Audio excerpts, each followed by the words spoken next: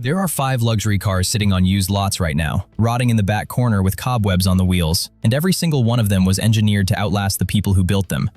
Sticker price when new, $50,000 to $60,000. Price today, under $10,000. And the dealers are furious because they can't move them, because nobody under 40 recognizes what they're actually looking at. These aren't cheap old cars. These are the final generation of luxury vehicles built before accountants took over the boardrooms, and the engineers who designed them retired thinking they'd never be beaten. They were right. Today on Macro Motors, we're exposing the 5 bulletproof luxury cars you can steal from a lot this week for under $10,000. The exact mechanical forensics that prove they'll still be running at 300,000 miles, and the one reason each of them is rotting while junk Camrys sell for more money. If you want more videos that turn used lots into gold mines, smash that like and subscribe right now so the next one lands in your feed. Thesis. Here's the truth nobody wants to tell you. The used car market is broken. 10-year-old Toyotas sell for the same price as brand new ones did a decade ago. And meanwhile, there are real luxury cars, built by companies at the absolute peak of their engineering confidence, sitting on lots for the price of a used golf cart. Why? Because the average buyer shops with their eyes, not their brain. They see a Honda badge and feel safe. They see a Mercedes badge and panic about repair bills that haven't existed on that specific model for 15 years. They see an American luxury car and assume it's a grandfather's cast-off. Meanwhile, the people who actually know cars, the mechanics, the enthusiasts, the guys who read forums at 2 in the morning, they're the ones quietly hunting these exact 5 vehicles. Because they understand that luxury built before 2015, before the great cost-cutting plague of the electrification rush, was built to a standard that modern cars cannot match at any price. And 5 of those cars are sitting in plain sight, depreciated to insult-level pricing, just waiting for someone smart enough to sign the check. Car number 1. Acura RL, 2005 to 2010. The JDM Executive.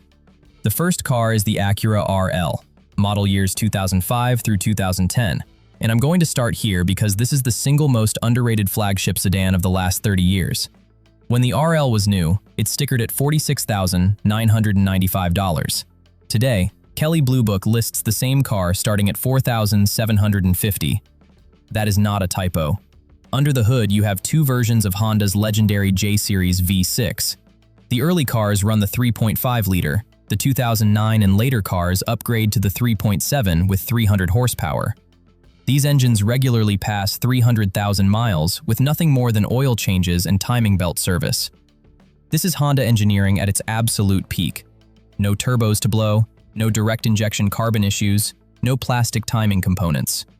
A chain-driven, naturally aspirated V6 that was overbuilt because Acura was trying to prove something to BMW and Mercedes. But the real masterpiece is underneath. The super-handling all-wheel drive system, SHAWD, is a mechanical work of art. Unlike German all-wheel drive systems, which rely on electronic clutches, seals, and actuators that leak, overheat, and seize around the 150,000-mile mark, the Acura system is a purely mechanical torque vectoring masterpiece. It sends power to the specific wheel that needs it. It does it without computer intervention, and it lasts forever. Now here's why this car is rotting on lots. It looks like a big Accord. That is not an insult. That is the entire problem. Flashy buyers walk past it because it has no curb appeal. No swooping grills, no aggressive badges, no status signaling. It is a quiet, dignified Japanese executive sedan, and in an Instagram culture, quiet dignity is invisible. What you actually get for under $10,000 is real wood trim, ventilated and heated leather seats, a 10-speaker Bose audio system, collision mitigation braking, and one of the most sophisticated all-wheel drive systems ever produced. This is a luxury car built by Honda when Honda cared more about engineering than accounting. The buyer who picks one of these up in clean condition for under $8,000 is making a financial and mechanical decision that will look genius in 5 years. Car number 2. Mercedes-Benz E350 W211. Facelift, 2007 to 2009. The Redemption Sedan. The second car is the Mercedes E350, specifically the W211 facelift generation, model years 2007 through 2009. And this one requires a history lesson, because the only reason this car is cheap is because people are remembering the wrong years. The early W211 E-Class, the 2003 to 2005 cars, were genuine disasters. They had the SBC electronic brake system, which failed catastrophically and cost thousands to repair. They had early versions of the M272 engine with a defective balance shaft gear. Those cars earned Mercedes its worst reliability reputation in decades. And buyers remember. They saw the stories, they watched the forum horror shows, and they ran.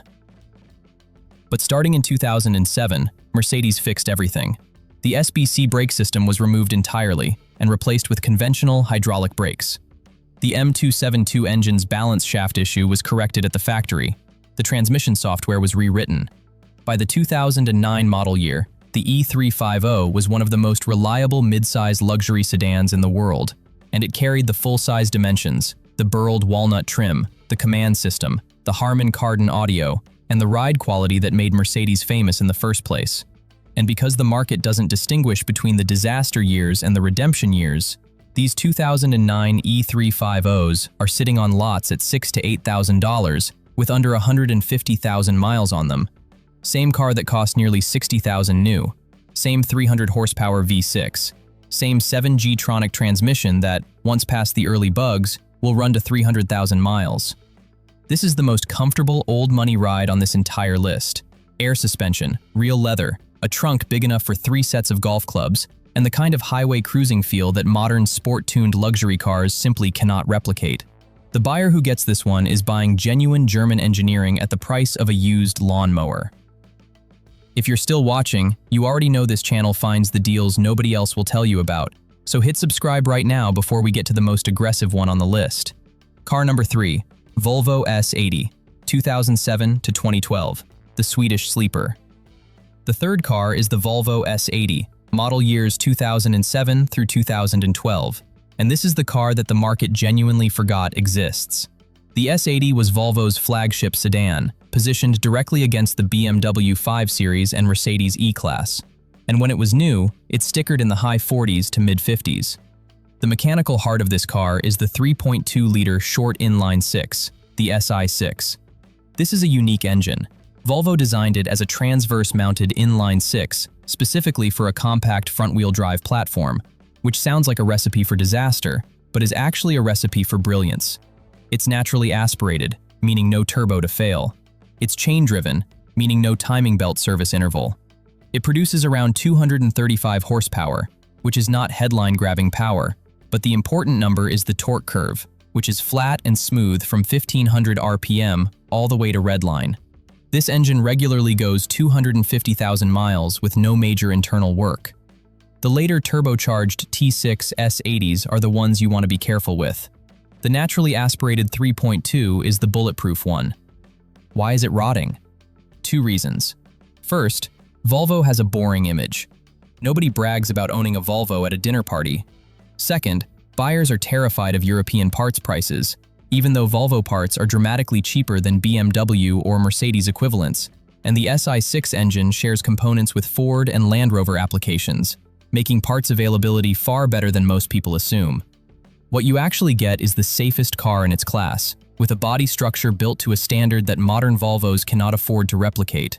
Orthopedic front seats that were co-developed with Swedish back surgeons, a chassis that absorbs road imperfections like a luxury boat, and a quiet cabin that competes directly with cars costing 3 times as much. Prices on clean examples are hovering between $5,000 and $8,000. The buyer who gets one is buying a vault that happens to be a car. Car number 4, Cadillac DTS, 2006 to 2011, the American Ironheart. The fourth car is going to make younger buyers laugh and older buyers nod knowingly. The Cadillac DTS, model years 2006 through 2011. This is the grandpa car. This is the time capsule American luxury sedan that dealers literally cannot sell to anyone under 45. The heart of the DTS is the Northstar V8, and specifically the 2006 and later version.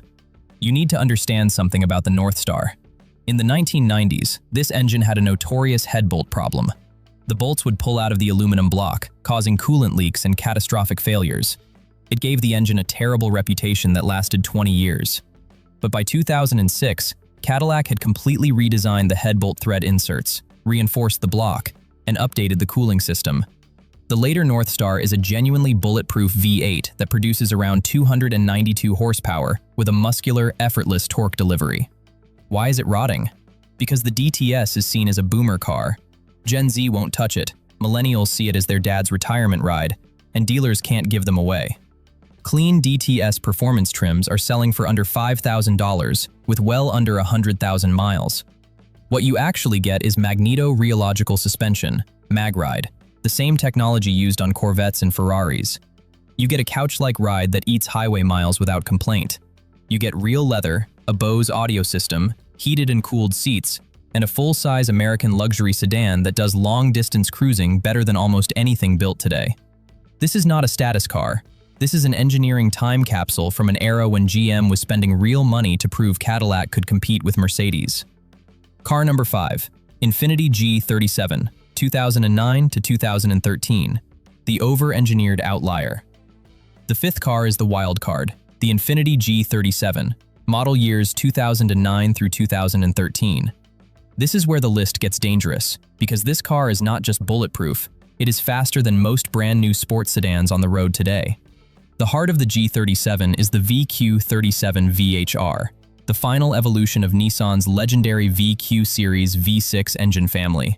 This is a 3.7-liter V6 producing 328 horsepower in Journey and X trims, or 348 in the IPL version. It features a semi-closed deck block for superior cylinder stability at high RPM. It uses variable valve lift and timing on both cam lobes. It redlines at 7,500. This engine is the mechanical equivalent of a Japanese master watchmaker's lifetime achievement. It does not break. It simply does not break. High-mileage examples with clean oil history routinely pass 250,000 miles with factory internals. Why is it rotting on lots? 2 reasons.